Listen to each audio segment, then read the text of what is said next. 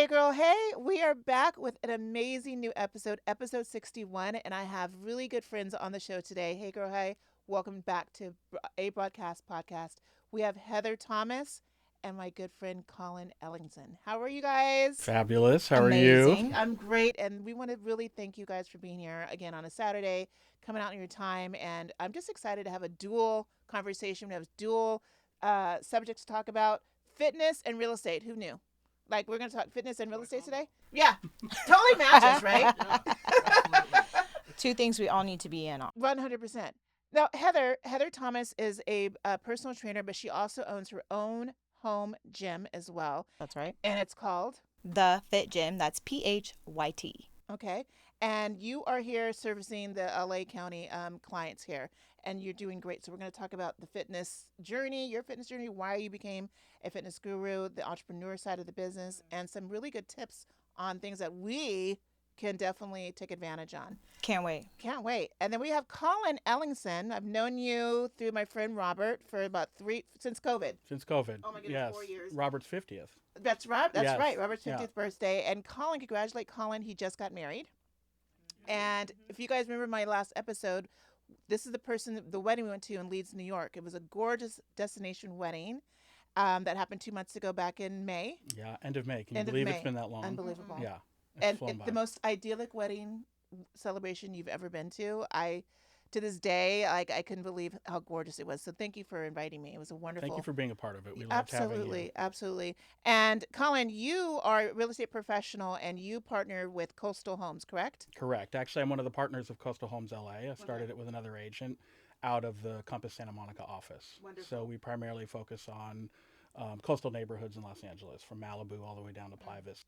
Good. And we're going to talk about what's going on in the real estate industry because something good for the consumer is happening right now. The mortgage rates have dropped substantially, and this is a good time to possibly buy, invest into property. And we're also going to talk about a little bit of drama that's been happening that I didn't know. Some huge lawsuit. A little bit of drama. A lot of little drama Yeah. in the real estate biz that I had no idea. So, it's all about spilling the tea, honey. Love it. We're talking about spilling tea, real estate tea and fitness tea. Fitness tea. Fitness tea. So, we're going to be right back from our sponsors and come back. Thank you so much. And let's do this. Gosh, Shannon. I'm looking for some insurance, and it doesn't seem like anybody's wanting to work today. Nobody calls me back on my car insurance or my home insurance, my renter's insurance. Nothing. Can you help me? Absolutely. There's a great company that I work with called SD Langhorne Insurance Services, aka Shannon Shore, and they actually answer your call. Wait a minute. You mean I don't have to text a robot and do a chat window for them? No, when you actually call SD Langhorne Insurance Services, shannonshore.com, they pick up the phone and they will give you great competitive rates in today's market for auto insurance, renter's insurance, general liability, and also workers' comp. What? Is there a phone number or a website? You can definitely email them at shannonshore.com and they will have you fill out a form and they will contact you immediately. I'm on it. Doing it now. Contact SD Langhorne Insurance Services or shannonshore.com for your insurance needs today. Heather, thank you so much for being here. How you doing? Oh, I'm doing great. And by the way, you call me Coach HT. Okay, Coach HT. That's easier to remember than Heather. Okay. All right. Yeah. I just know you by Heather. So, I know. Coach, so is that what your clients call you, Coach HT? HT, Coach HT. I mean, Okay. if you call me by Heather out in public, I'm not going to turn around. You say HT though, I'll be like, Okay, there Who she dat? is. All right. Yeah. So you used to be a ballet dancer. Yes. So I trained in ballet throughout my entire adolescence, essentially. Okay. My mom used to be, well, I guess my mom is still a ballet teacher. She's 79 years old, still teaches ballet. So ballet actually runs in our family. She owned a studio when I was a young child. My grandmother owned a ballet studio, and then my great-grandparents were actually circus performers. So ballet has been in our family for my entire life. Okay. Yeah. And so what led you into going from ballet dancer to being a fitness coach? Yeah, that's a really good question because they're really not related. It's not a straight line. With ballet, specifically, I was studying the form Giacchetti, which focuses on proper form and alignment. And so that gave me the skills I needed to take beyond ballet. Basically, when I hit college, I realized I'm not going to be a professional ballet dancer. I'm not 5'8". I'm not Mhm. 102 pounds. That's not my physique. So what can I do instead to stay in shape? I want to work out. So the ballet helped me get into fitness because I was like most people, not getting a coach in the beginning, just getting in that gym. And luckily, because of the ballet, I had good enough proper form and technique in order to get by until I did get a coach. Okay. And then so the fitness journey started from just you working out and getting yourself trained as well? Yeah, I would say that my fitness journey starts the same as everyone else. You're getting sick and tired of whatever you're sick and tired of. I didn't like how I looked anymore in the mirror. I was working out, but then after I graduated college, at that point I didn't know how to manage feeding myself, working a full-time job, hitting the gym. And so obviously I got out of shape. At a certain point, I got sick and tired of that feeling, and I decided I need to make a change. So I dove headfirst, completely immersed myself in the fitness. I was one of those people who went on YouTube and I was like, okay, I want to look like her. So I watched, this particular woman's YouTube videos. I would write down the workouts in a notebook because there was no streaming back when I started working out. There was no internet service in the gyms when I started working out. So I had a notebook, and I forgot to bring it today, a notebook where I would write down the moves and I would draw little stick figures until I could know, okay, this is a deadlift, this is a sumo, this is an Arnold press. And that's like kind of how I got into it. Okay. Yeah. And then since you also did competitions, you actually were like what is it? What's the word I'm looking for? It's bodybuilding Bikini, competitions. yeah, bikini. Your bikini, yes, yes. Yeah. These pictures was like she was cut. Yeah. We'll insert the photo because I have it in my email. Send so it to I'm me gonna so I send can it send to it you. to Simeon too. So Heather, you used to be in bodybuilding competitions. You had something called you were in something called the Summer Summer Shredding. Shredding in 2019. Yeah, Summer Shredding 2019. That was my first and only bikini competition that I did. I was at a point in my fitness career where I was like, wow, I'm looking really good. I want to take this to the next level, but I'm not sure exactly what will do that. So I started looking into competition and I ended up doing a bodybuilding photo shoot. Met this woman named Erin. She herself was a bodybuilder actually in that moment getting ready for a competition. So I said, wow, this is a sign. Hired her as my coach. She gave me workouts, meal plan, 3 months straight of tracking every calorie, tracking all my workouts. That 3 months was much more than just working out and eating properly. It was me showing to myself that if I put my mind to something, that if I put in the energy and I commit to something and I make a decision, that I can do it. So Summer Shredding is more than just a bikini competition to me. It was me proving to myself that I could do anything if I could do this. Shortly after the bikini competition, I ended up quitting my full-time job Wow. and haven't looked back since. And that's when the light went on, and you said, "I can do this as my career as an entrepreneur." 100%. What? So that was it. That was it. When you were doing the shredding, and because that you had to eat tons of protein, right? No fat, because you're like you were cut. I was can't wait cut. to. I gotta show you these I'm pictures. normal now. Yeah.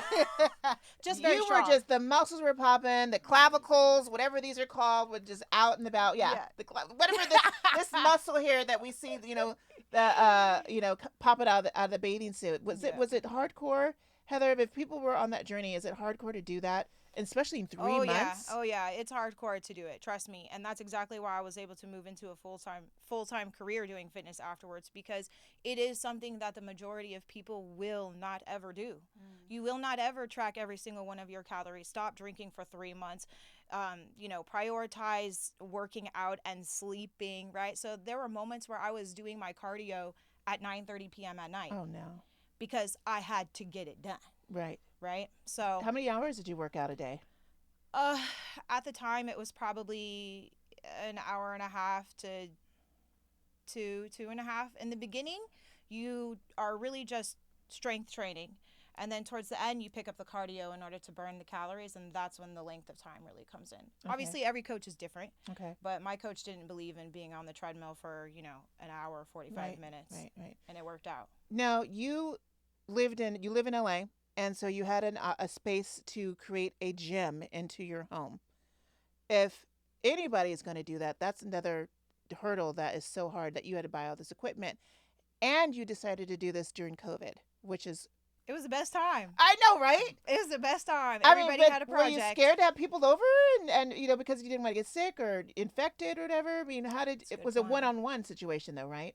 Yeah, well, during COVID, before COVID, I was actually training clientele. And I was thinking to myself, wow, I'm paying a lot of money to train these people over at other places. Yeah. And so when COVID hit and I wasn't really doing anything, I was just sitting there looking at my garage. By the way, I had never opened my garage door, and I lived in this house for 2 years. I had never once opened it. But then I said, what? Let me just go check it out. So I opened it up. It needed a lot of work, but so I wasn't actually training people right away during COVID. It took me about 6 months to build that gym, out of my garage. And at that time, I wasn't nervous when I did start training because it is an indoor outdoor facility. Yeah. And I had a bunch of fans going. I made sure that I had 15-minute increments between clients. I mean, I wasn't like crazy busy at that time. There's only a select amount of people who were willing and open to training. Yeah. So it was a great experience, though. That was my baby. Sometimes I think like I didn't get anything done during the pandemic, but I really did. I built my gym. So And so, what was the process in getting the equipment and then starting to market yourself out there? How were you able to obtain these clients? that is a great question. I don't know. I mean, how I met Heather is that she is one of the personal fitness instructors at my club. And so we did a few sessions, like about a good 7-8 months together. Mhm. And so we became friends after that. And so when I see her in the morning, she's still with personal clients. But By the way, I love seeing you. Thank there. you. Yeah, When it's I'm always there. a pleasure. when I'm there, thank you. I need to get on it. The sciatica, that's a whole different story. Anyways, you've helped me on in that an aspect. So every time I see you with a new client, so you can't really steal clients from the club, but Oh how no, do I'm you- not. I'm not stealing any clients no. from the club. So how are you getting the people that goes to your gym? How are you marketing? Is it using just social media, word of mouth? Honestly, I would say word of mouth right now. Okay. That's like I have 3 clients who are all really good friends, Okay. and one came to me, the next one came to me, and then the third one came to me, Are you focusing just and on? and one of their mothers. Are you just focusing on women or men and women? Women specifically, I did start out being like, I want to help everybody.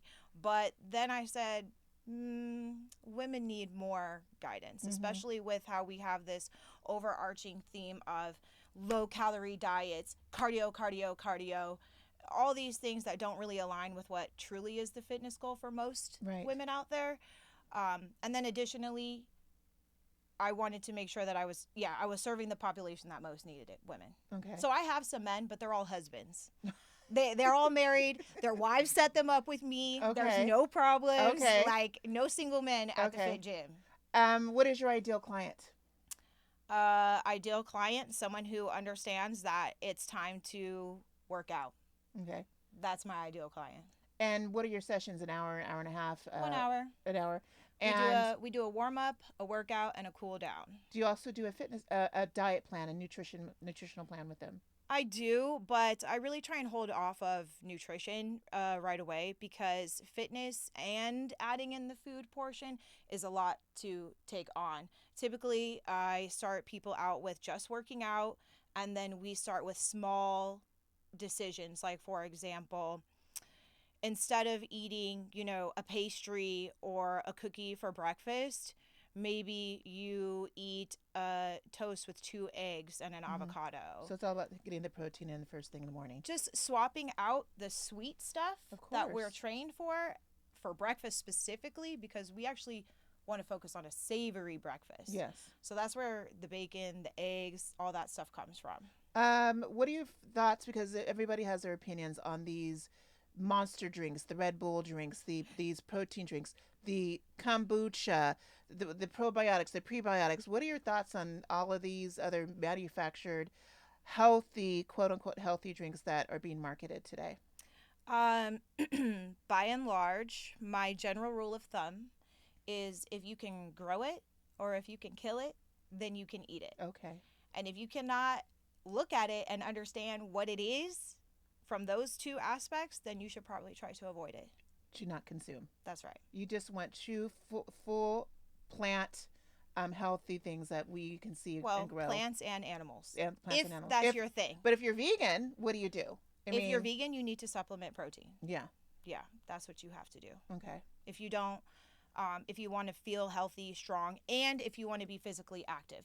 The issue, and I know this is a very touchy issue with vegans, so I try to be very careful. With vegans, if you are physically active, working out, running, doing things like that, you do need protein, period. So for vegans, they need to be supplementing protein.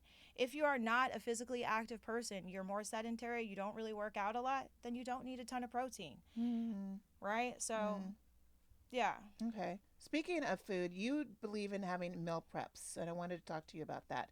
I went on Amazon and I bought all these new meal prep containers because that's the goal. Is my as an insurance agent, I'm always on the road. I'm always in the in people's offices, and I've made many mistakes. So let me just go to this freaking California chicken. Let me go because I don't do McDonald's and Taco Bell and anything. That stuff is I don't do fast food. Don't. But I will go to a Starbucks and get the Feta burrito, Frita wrap, whatever, and it's still 600 calories. Yeah. It's still 600 calories. Yeah. So I am making a true move on prepping my meals because I love to cook. I've seen it. Yeah, right, I've you've seen seen it. it. I've done it all last week and it was awesome. By the Had way, it that in chicken there. shredder. Got my Got chicken it, shredder, got honey. it. If you saw that video, that chicken shredder was the bomb. I was like, oh my God, I made get chicken. that. I made some chicken salad. It was bomb. It was good. So, what are your tips in terms of food preparation? Yeah. Meal prep in general is really it's a lifestyle. So it's not like I'm going to do this for 3 months and then I'm going to quit once I feel better and you got it. Meal prep is forever, really, and it's a constant thing, just like food in general. We need to always eat. We need to eat every day, so you need to be constantly prepping. So the first tip is don't grocery shop and plan to cook your food in the same day. That's what I do. Do not do it. That's what I do. Why? It's too much. But I like it. Grocery shop on a Saturday, cook on a Sunday. Grocery shop on a Friday, cook on a Sunday. I love getting my groceries, put in the refrigerator, cleaning my vegetables and everything, and then I'm like, get my menu together. Why is that not a good thing? It's not necessarily that it's not a good thing. It's just that in the event that you are really preparing food for, let's say, an entire week, that's a lot of food. You need 2 to 3 proteins. You need 2 to 3 vegetables.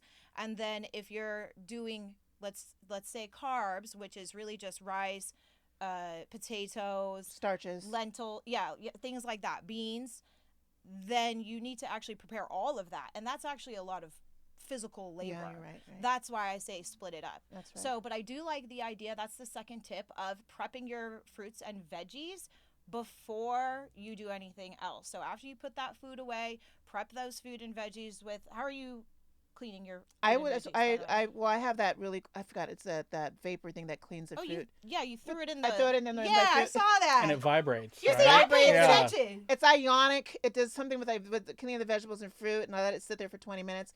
It really does clean all my fruit and vegetables. And then I pack my fruit and vegetables in containers with Yes. paper towel to keep them fresher. This is that's why I exactly also what bought the those- next tip is. But what? Pack it up. Pack it Yes. up for Get it out of the self-serving. store containers. Exactly, because I know for me, and I'm sure this is the way for many people, if I have a bunch of fruit in there, I'm not going to touch it unless it's ready to go.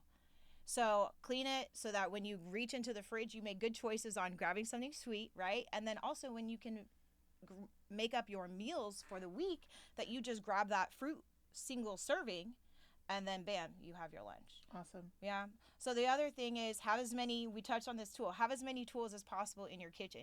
So that chicken shredder, vegetable chopper, that thing, I'll chop all day with that I thing. have it. Okay. But this action is not for me. Okay. Yeah. The, That the, chopping, the knife. That's not me. I don't have the dexterity in my fingers. That's why I lift heavy shit. Okay. So tools. Got and it. then the other thing, if possible, this isn't possible for everyone because of scheduling and partnerships and whatnot, but many hands make light work. If you can, get involved with a friend, a partner, whoever you can, and say, hey, let's meal prep together, because then now I'm also having Good this idea. accountability piece. Now it's a Good little bit more idea. fun, and I'm also not doing as much work. Good job, Heather. Right? I love that. Thank you. Yeah. I know we're running a little bit out of time, but can you show us a couple of moves that you encourage us just to get started in the morning in terms of core preparation, core strengthening. I see you brought a tool, which I have, and it's in my closet gaining dust. Pinpoint I'm glad massager. you brought this. Butcher cleaver. Yeah. Can you Meat show us a hook. couple real quick? Because I know we're running out of time, but if you could show us a couple moves, that'd be great. We're gonna cut Yeah. into a commercial and get you set up, and we'll be right back. Good morning. So I'm at my favorite dental office, Exquisite Dentistry, Good morning. and we're doing the deep cleaning today. I just thought I was doing a regular check, but I forgot it was the deep cleaning. So they're gonna numb me, and because I'm such a dental chicken and such a baby, I'm actually gonna have my favorite nitrous. Yay! And she always takes care of me. This is a dental hygienist Hello. that's here at Dr. Alexi's office. And this office, if you guys get a chance, it's like a spa. It's gorgeous, it's serene, it's peaceful, and all the staff is just incredibly professional and nice. Nice to see you Yes. guys. This is my handsome, oops, hair. handsome doctor. The hair. Gotta watch the hair. Yes. Dr. Alexi, he will take Hi. care of you. He's not only my dentist, but he's also a dear friend of mine.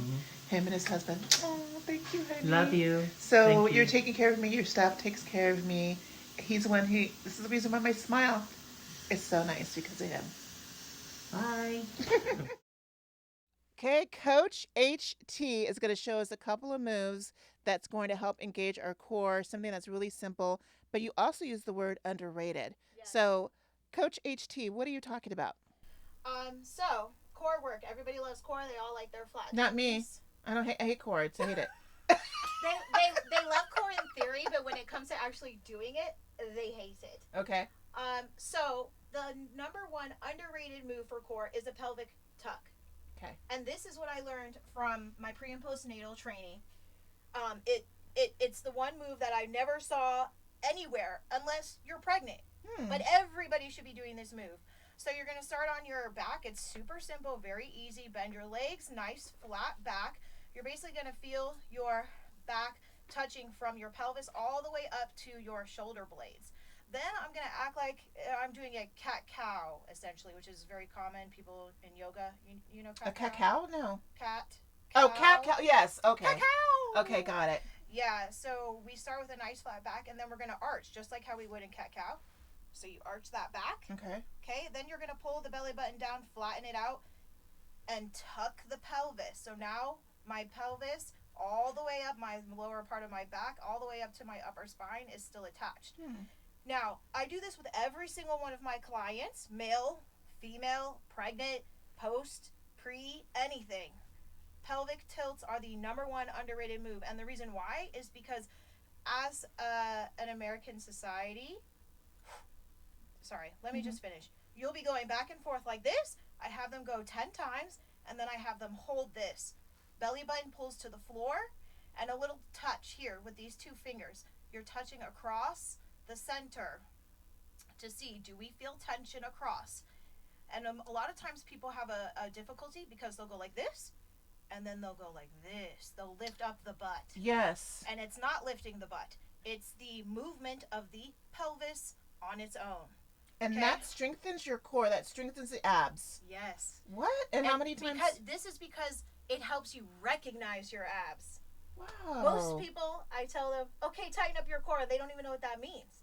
But if I go like this, I take them through this exercise. I have them take their own hands, press here. Do you feel the tension building? Yes, I feel the tension. Okay, great.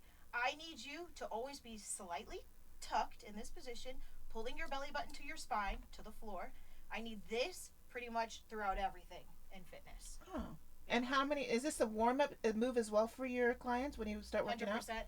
And how many times do you do it? And how many reps do you suggest? It depends on the client, but for all clients, I'll start them out with 10 and that 30-second hold. 30-second If they hold. need practice on doing this actual movement, which is a lot harder than it looks, then I'll hit it every set. So that would be Really? 3 times. Okay. If they're well versed on it, I'll say, okay, just once, and then we'll go into planks where then we'll demonstrate. Now we're going to go into a plank, and you're going to Woo! tuck. That butt. Bam. Bam. Okay. And then how long do you suggest for the plank to be? Like 30, as long as you can? 60 seconds, 30 seconds? I mean, again, everyone It's is so working at different. a different level. If you can't hold the tuck, the plank length is dependent upon how long you can hold the tuck. Okay. Yeah. So the progression is tucks, forearm plank, 10 seconds, 30 seconds, 45 seconds. As long as the form is right, you can add on a plate on the back, 25 Wow. pounds, Oh my 10 goodness. pounds, and then you just build from there, 30 seconds, 45 seconds. Wow. That way your core is solid because you cannot grow in any other realm of fitness, legs, upper back, chest, whatever it is, without having your core on point. Got it. Got it. For those who are just listening to the audio podcast, what I'm going to do is make sure you guys can watch the video of her exercises on YouTube. So make sure you go to A Broad Productions or A Broadcast Podcast on our YouTube channel so you can actually see what she sampled so you guys can see that. So thank you for listening on the audio podcast, but to see what she did, go to our YouTube channel. All right. In the meantime, what is this contraption, Heather, that we're looking at?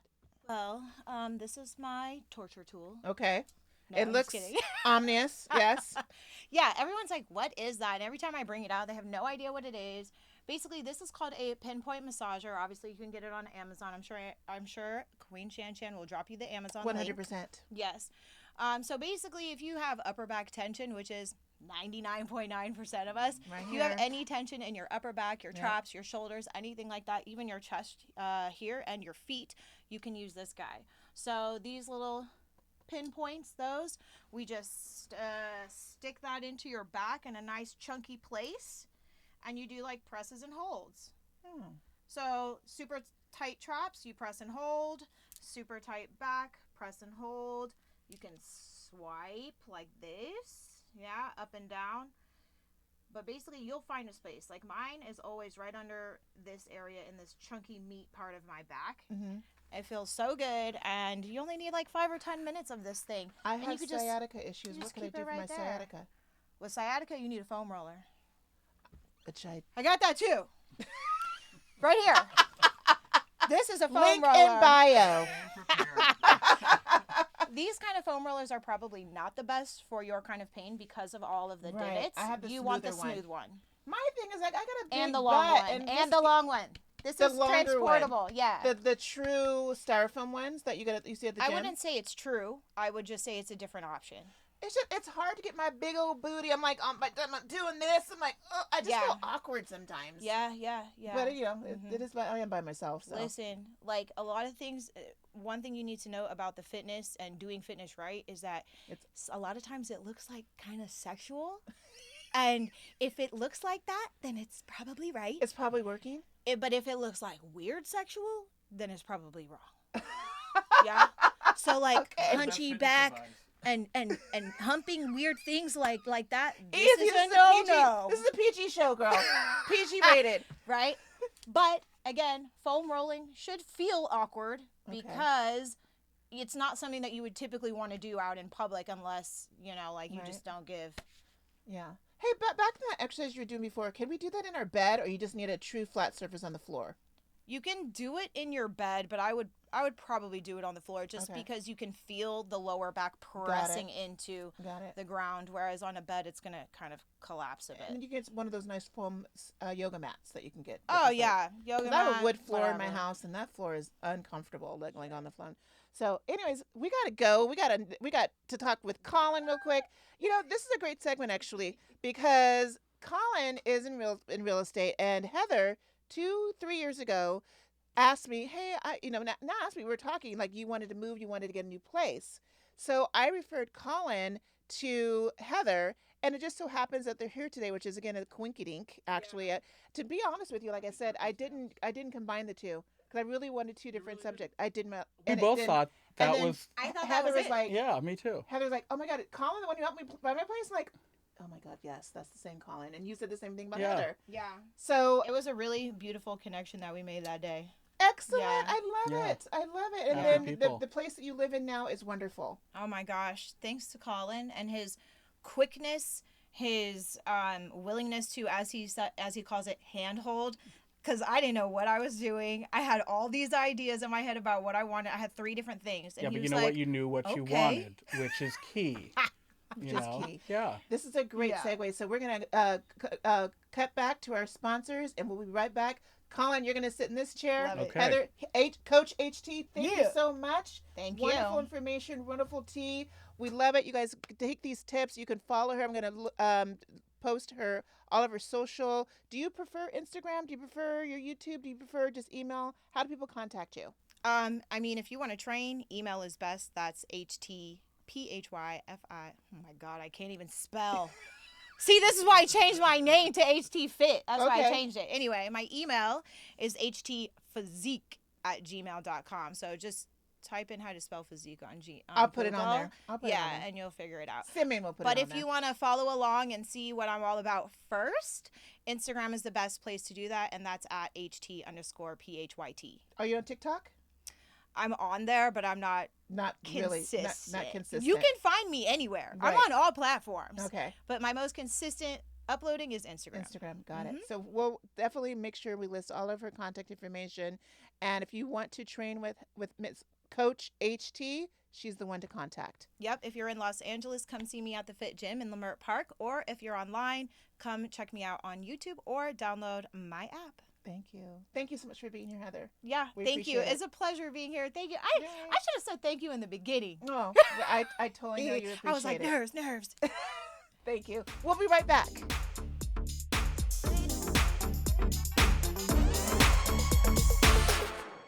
Colin, it's your turn on the hot seat. I'm excited. It's your turn. So I've met Colin again 4 years ago. Yeah, through Yeah, a right friend, about 4 Robert. years ago. Yeah, Yeah. at a party, and we hit it off really quickly with him and his husband, now Adam. And you've always been in real estate in some aspect, right? I have. Yeah, I've been licensed since 1999. Okay. Started out in Nashville, and then was in Atlanta for 15 years. You've been all over the place. Been all over the place. Chicago too, right? Yeah. No, not Chicago. Okay. Wasn't in Chicago, but yeah, I was in the South for almost 20 years. Wow. But I grew up in Los Angeles. Yes. And then moved back in 17, and then met my now husband. Right.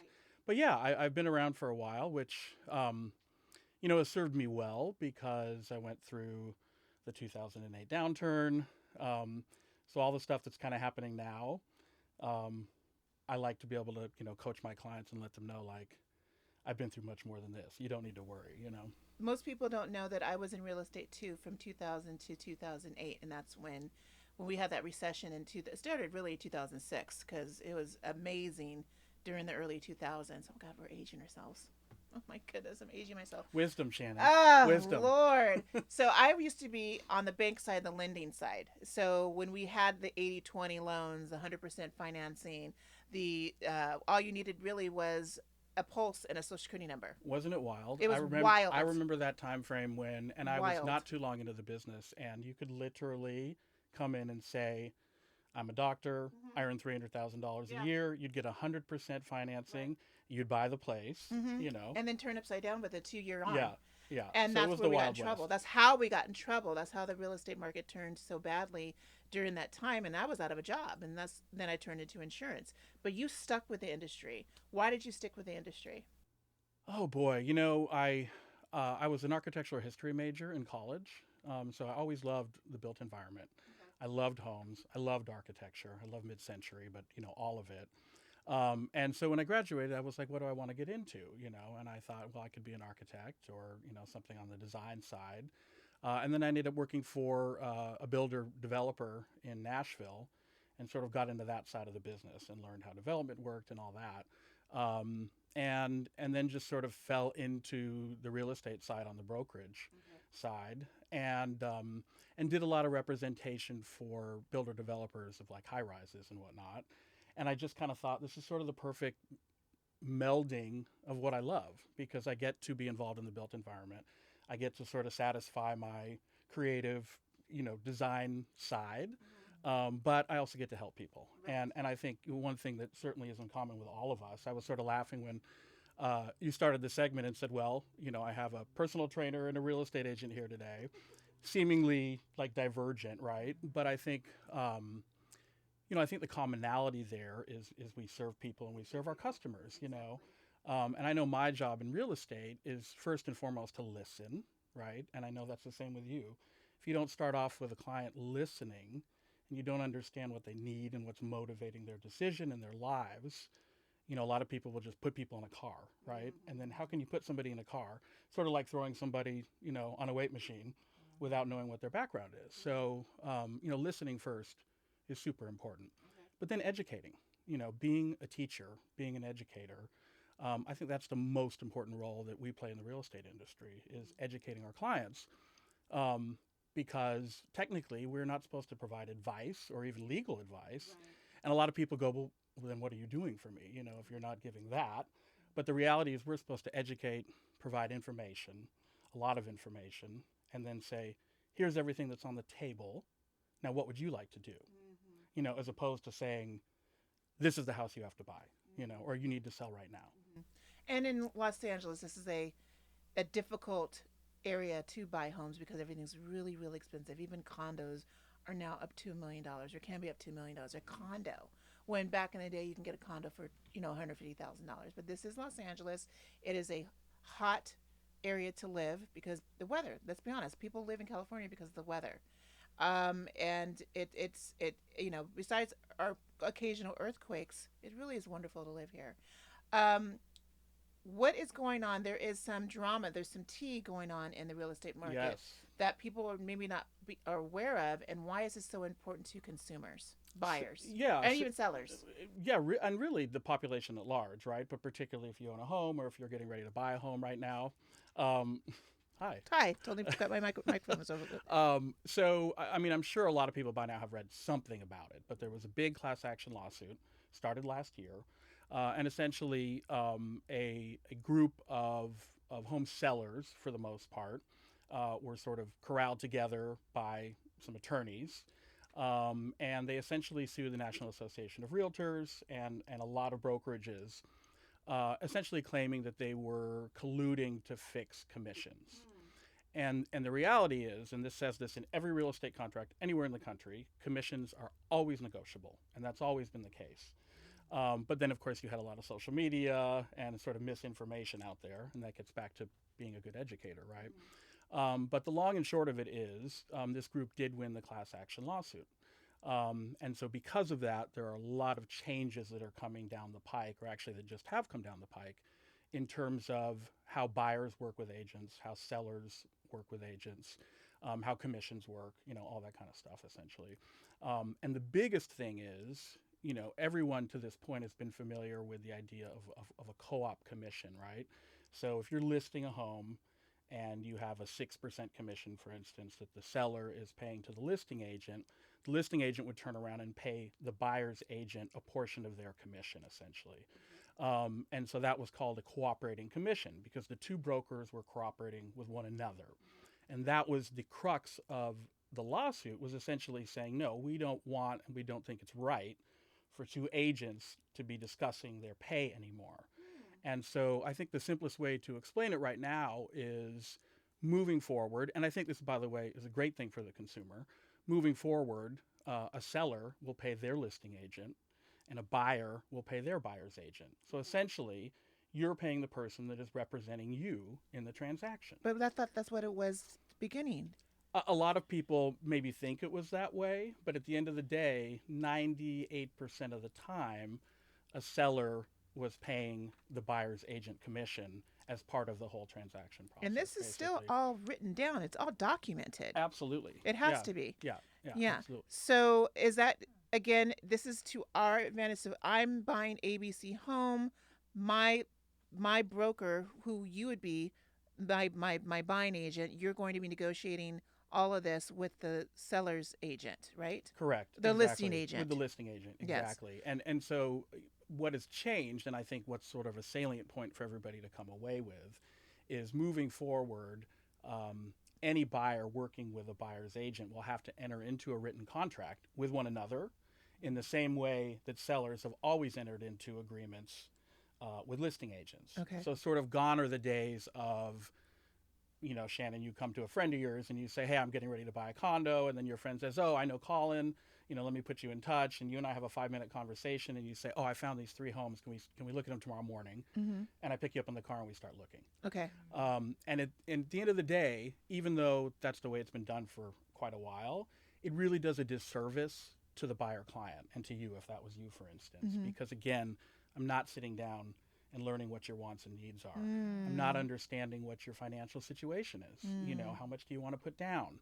What's motivating your purchase, right? So for somebody like me who's been in the business for a long, long time, I welcome all these changes because I get to sit down and take that hour at the beginning to really learn about a client and also to establish a written relationship, in the same way that you would hire an attorney or an agent if you're an actor or a personal trainer if you're looking to get fit, And it's funny because a lot of the stuff you see on social media right now is saying, oh, real estate agents are going to disappear. Real estate agents are going to go away.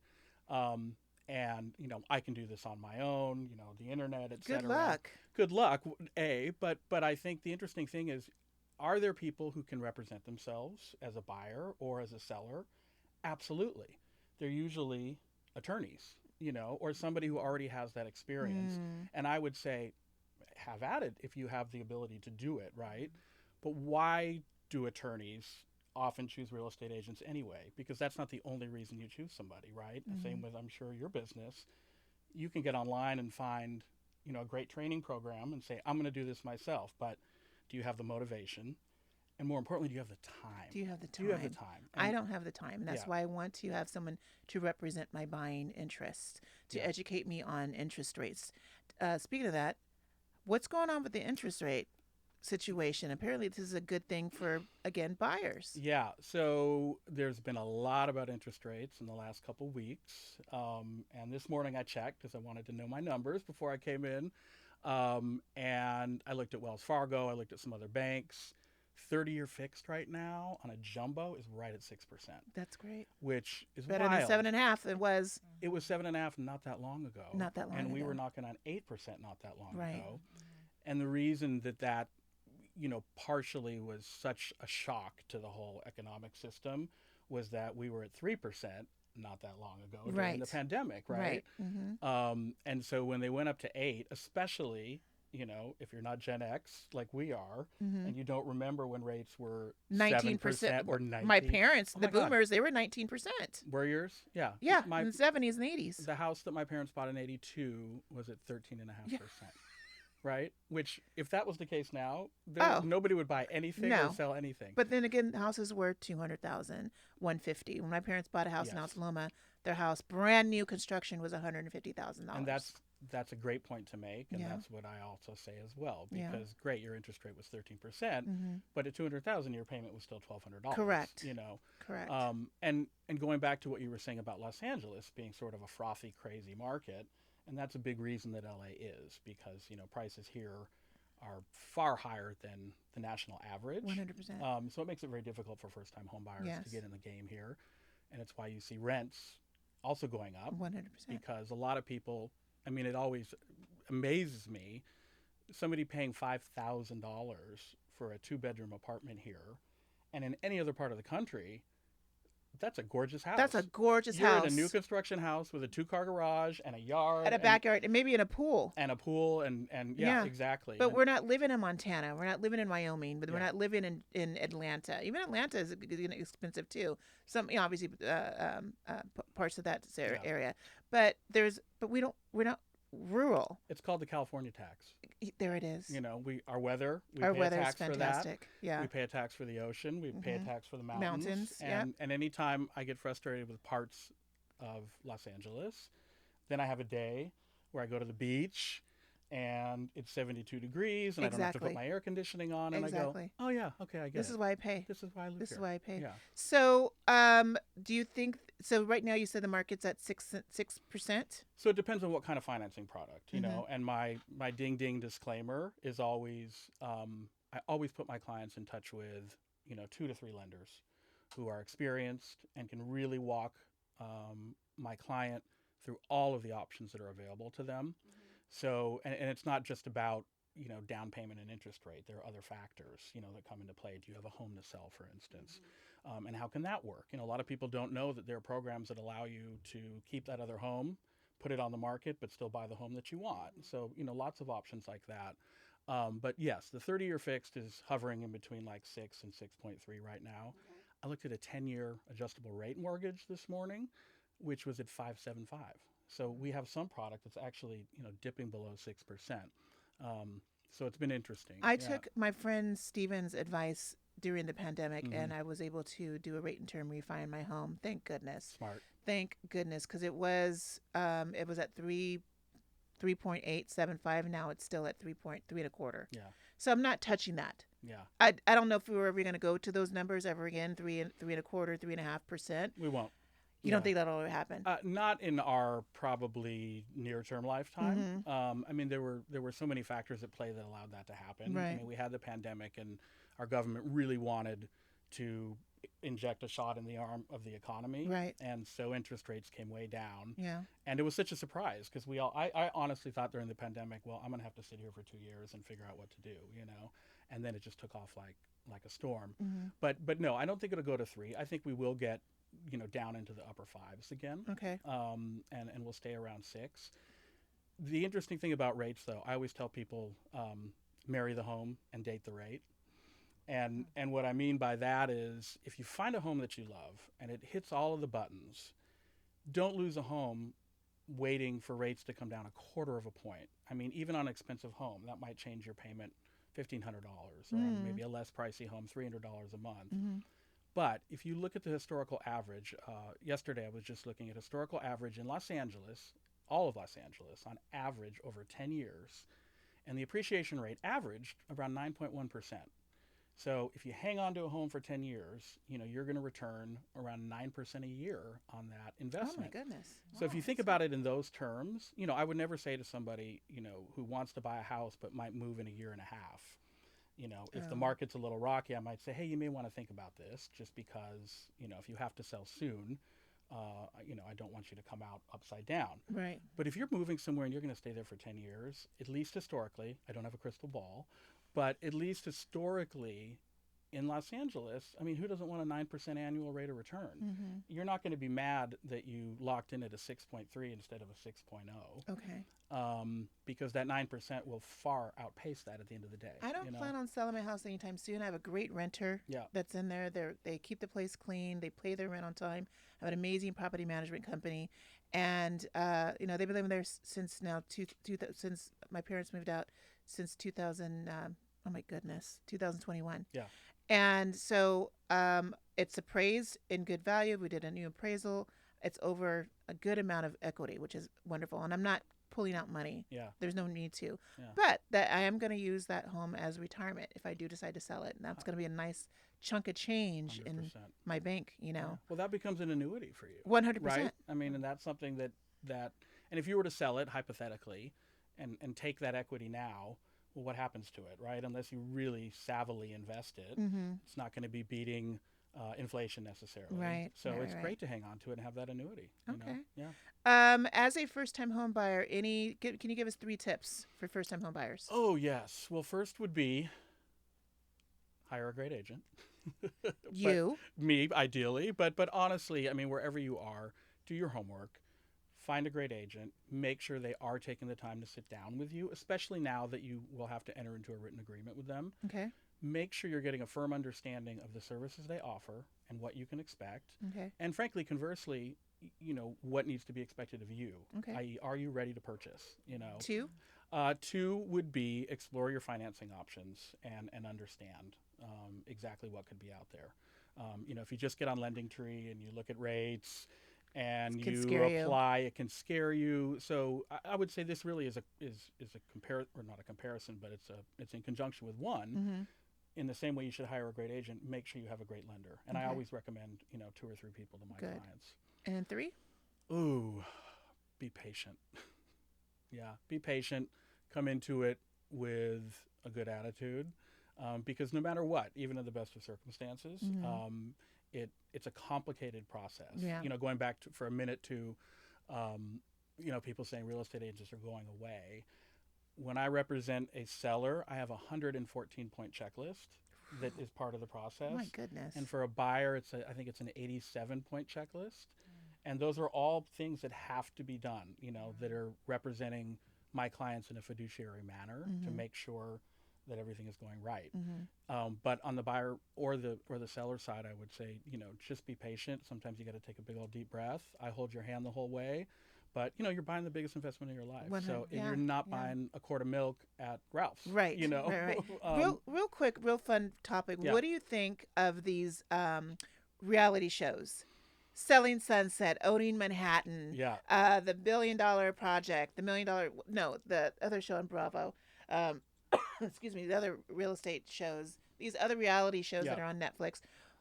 It's a lot of hype. Yep. It's a lot of shows scripted. Let's be honest, reality shows are scripted. Yeah. What do you think behind that?